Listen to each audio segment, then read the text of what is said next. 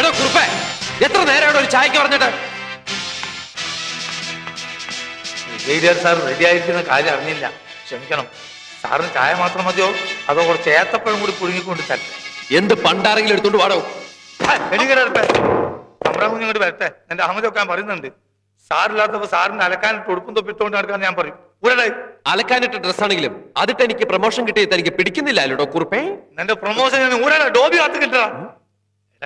നീ വെറും പട്ടാളക്കാരനാ, ഒരു ശിപ്പായി. നിന്റെ ഭാവം കണ്ട നീ കാണലും തമ്പ്രാൻ കുഞ്ഞ് ശിപ്പായി ആണെന്നേ തോന്നുള്ളൂ. വന്ന് വന്ന് നിനക്ക് ആരും പേടിയില്ലാണ്ടായി. അതിനെങ്ങനെ? തമ്പ്രാൻ കുഞ്ഞ് കൊഞ്ചിച്ച് വഷളാക്കി വെച്ചിരിക്കല്ലേ. പക്ഷെ ആ തണ്ടും കൊണ്ട് എന്റെ അടുത്ത് വന്നാലുണ്ടല്ലോ, അടിച്ച് നിന്നെ ഷേപ്പ് ചെയ്യാൻ മാറ്റും. ചൂടാവല്ലേ കുറുപ്പേട്ട, ഞാൻ ഒരു തമാശ തമാശ. മനുഷ്യൻ ഭ്രാന്തായിരിക്കുമ്പോഴാണ് അവന്റെ ഒരു തമാശ.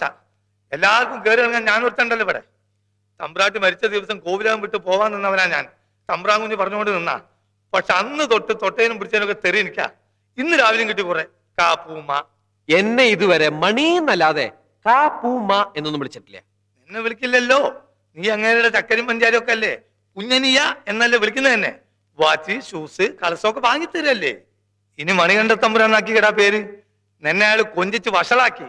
നീ ഒന്നും നന്നാവുന്ന ലക്ഷണേ ഇല്ല. എന്നെ കൊഞ്ചിക്കുന്നതേ എന്റെ സ്വഭാവ ഗുണം കൊണ്ടാ. നിങ്ങളെ തെറി പറയുന്നത് നിങ്ങളുടെ കയ്യിലിരിപ്പ് കൊണ്ട്. എടാ, എന്റെ കയ്യിലിരിപ്പ് ശരിക്കും നീ കണ്ടിട്ടില്ല. അയ്യേ, എനിക്ക് കണ്ടേ.